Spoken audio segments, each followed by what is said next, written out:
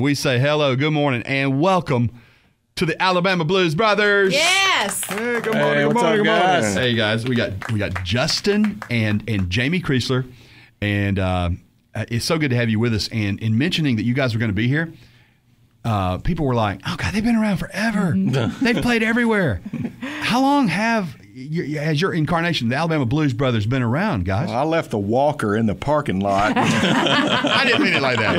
Hold on, let me adjust my briefs. It's been a long time, right? Yeah, we started in '98 just as a kind of a gag, and we did it for about 15 years all around the country. Went over to Japan and That blows my mind. played in the Rainbow Room in New York City. I mean, Wow. it's just the most fun was meeting all these great people we've met, and it's just been great. So it started as a gag, and then it just took off and went places that you never imagined, right? Yeah, it's we look back and realize that we're big time blessed, because of some of the opportunities we've gotten. But I mean, I know we say this all the time. It did start as a joke, and it still is a joke. I mean, it's just no way around it. I mean, we're only a tribute band, and we actually retired. We left the scene for about a year and a half, and Well, you just got tired of doing it? well, it really came down to a situation to where we both have children, and we were missing out on events, and so we decided to just kind of kick back for a minute and make sure that we were there for the family. I mean, I don't mean to be like sentimental and stuff, but that's just the truth. We really wanted to spend more time with our family. And we can understand that. Yeah. So then you came back.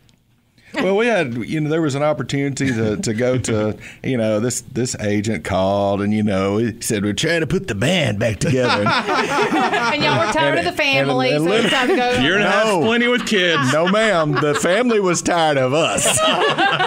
My wife said, just get out this house and go do your thing. Jamie's wife's like, baby, I think it's time for y'all to bring it back. Tour. Yeah, she said, if there's a check in it, you can go. So flash forward, you bring it back, and you guys literally just got back from where? Tell us about this trip you just did, which blew me away. Just following you on Facebook, man. Well, I came home one day and I told my wife, I said, you won't believe this call I just got. She said, what were you talking about? I said, we got the opportunity to play 6 nights. It'd be a total 10-day trip in Monte Carlo, Monaco. Just wait a minute. Whoa. Yeah. So she said, well, or actually, I think let me step back. I said, we have an opportunity to go on tour, and she was like, nah, I don't know. You quit. Why would you want to do that again? When I told her where, the first thing out of her mouth, and this coincidentally is the same thing that happened to my brother. She said, where's it at? And I said, Monte Carlo, Monica. And she said, are we allowed to go? And I said, I said, of course you are. She said, well, book the damn thing. Didn't even have to discuss it. No, perks. That's what gets you there with the family. That's a sweet payoff after all these years, for sure. Yeah. Well, so I want to know about how it went. So you have done it. You show up. You go do the Monte Carlo thing. How were you received? What kind of reactions did you guys get? I'm going to tell you, man, we got there, and it was like you look at the venue, and the venue was called the Sporting Club, and it was sitting right on the Mediterranean Sea. Oh, my. Probably, the whole province of Monaco is only 2 square miles, and there's 35,000 people that live there. There's 200 millionaires and 50 billionaires that live in this 2 square mile area. Did you guys work for tips? Because I think that could have been very lucrative. They could have literally paid our expenses, and we would have been just fine. It was that awesome of a trip, And we were, how many millionaires and how many billionaires? 200 millionaires and 50 billionaires live. Didi, I know you're in love with a fella, but if it doesn't work out, you might want to go to Monaco. There's a sugar daddy over there. There's See, plenty. I love the fella, but he's like a saccharine daddy. You need a sugar daddy. There ain't no sweet and low in Monaco.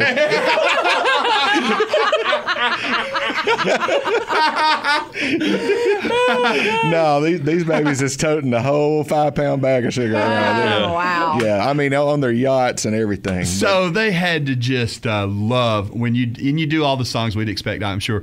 And so when you're performing, are they going crazy? What are they doing? Here's the thing. We walked into sound check, and for the very first time we've been in this venue, and one of the first 3 things that were told us is this: don't expect a rowdy crowd. Okay. People over here, which, we were expecting a different type, reception. Different cultures right, and things right, like that. Yeah, and they probably didn't understand a lot of the things we were saying. Of course, just, well, I don't mean that. I Our mean Southern lingo. Our Southern, not English, but Southern.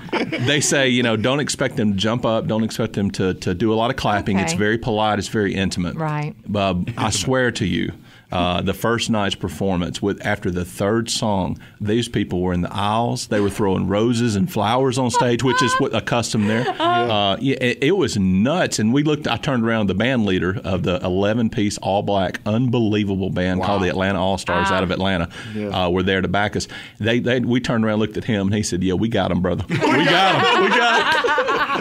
And then the guys there was a guy there that was singing another part of the show, and his name was Lance Ellington. He's on Facebook. He is an awesome entertainer, and he looked at us. He had performed at this venue many times, and he looked at us, and his mouth was open during the show. And he leaned over to me in the middle of the show, and he said, "I cannot believe this crowd." I said, "Well, it's just normal for us, you know. We're from Greenbow, Alabama. They all stand up in Greenbow." Hey, you got to give a plug to the hometown, Town Creek, Alabama. That's where we're from. We're proud of it. We know Steve loves Lawrence County, talks about it all the time. I love it. So. I love it. I love it. Okay, I just want to make sure I make that clear. Represent. Town Creek, Alabama. Thank you very much. Now, what are you going to be faced with? Do we go back? Do we do it again? Because they're going to want to have you come back. Here's the weird thing. We got an email about a week and a half ago, and they are asking us to perform in Israel. Okay, now let's just go ahead and say this right now. My wife said no. His wife said no, and I said, and Jamie said yes. So it's going to be a weird situation for the next few weeks. I just said I want to sing Soul Man at the Wailing Wall. That's all I want to do. Those Hasidics over there, they got the suits on, man. They part of the band. You have got to do it. You have got to do it. The Holy Land and the Blues Brothers. Yes. Come on. I mean, instead of Elwood, it's Ezekiel right here, baby. Jebediah Blues. Jebediah and Ezekiel Blues Brothers. We're talking to the Alabama Blues Brothers, Justin and Jamie Kriesler, hanging out with us this morning. Now, I know you got a little something you're going to do. You've been kind enough to prepare for us. I saw you whip out your harmonica. I like it already. But I got to ask you something. If anybody listening is thinking, God, we got to have these guys. They lit up Monte Carlo. They've been invited to perform in Israel. I got to have them perform here in the Tennessee Valley at whatever. Is it out of the question? Is it doable? Is it about how big the check is? How is this happening? I mean, I am now representing you people. I was going to say, why don't you just call the radio station, because we got a manager sitting in front of us. I am pimping you at 256-534-9900. No, really. So what are you going to do, man? Well, honestly, man, at this point, we're kind of in an unclear situation because we're not really prepared to get back on the road. We both, decided. No, I'm talking Decatur. I'm talking Athens. I'm talking. Let's talk about Jerusalem. I think that's more of our taste right now. All right. We'll leave it alone. We'll get there. But I do want to say real quick, the main reason we came over, we want to tell everyone that if you enjoyed seeing us over the years, which we are so thankful to have so many cool fans and friends that we've met through doing this, we're going to have a DVD of this show in Monaco come out next month. I was going to ask. Oh, wow. I want to see it, especially after hearing you talk about it next month. Will you let us know when? We will. We're going to launch it. It'll be marked down to $49.99. No, we're kidding. I don't think so. No, I love it. Marked down to $49.99. Marked out. That's a beautiful thing. Next month. Yeah. All right. We want to get involved with that. Before you do the little thing with the harmonica here for us, guys, I have to mention, because I'm so proud of what you do for Tide for Troops. And I want you to mention that and talk about it briefly, Justin, this morning. I appreciate that. I just real quickly, I've been running a nonprofit that's one of my passions after I stopped doing Blues Brothers. And a real simple concept, we donate unique Alabama-based fan shirts to the military, 100% free.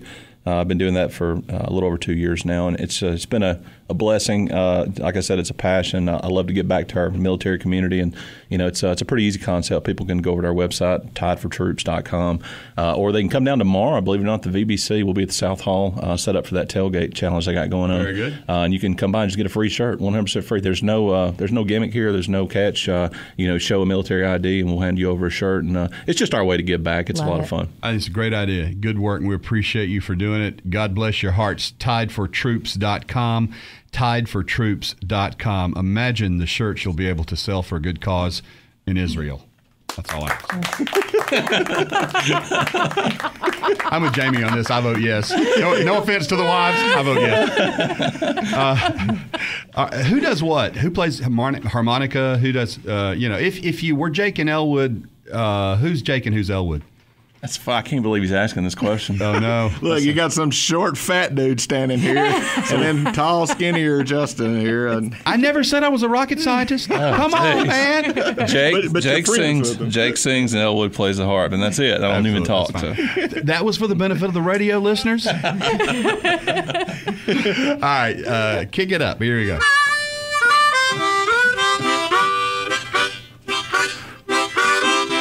they call him Stevie D.D. Yeah, baby. on a star car 99. Oh, they call him Stevie D.D. on a star car 99.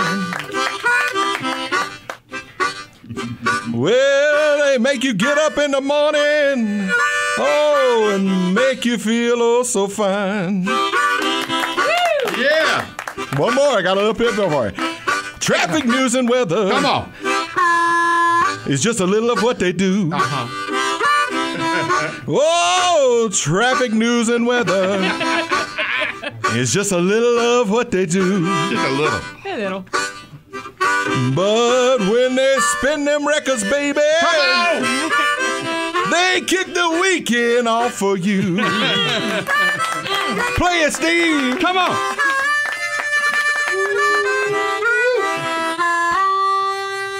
Oh, yeah. Nice job. Yes. Alabama Blues Brothers. That didn't really sound all that great because we just made it up in the lobby. But We'll, Well, we'll take it. you get what you pay for, right? Just make sure that is on the DVD when it comes out. Steve and Dee in the morning. Star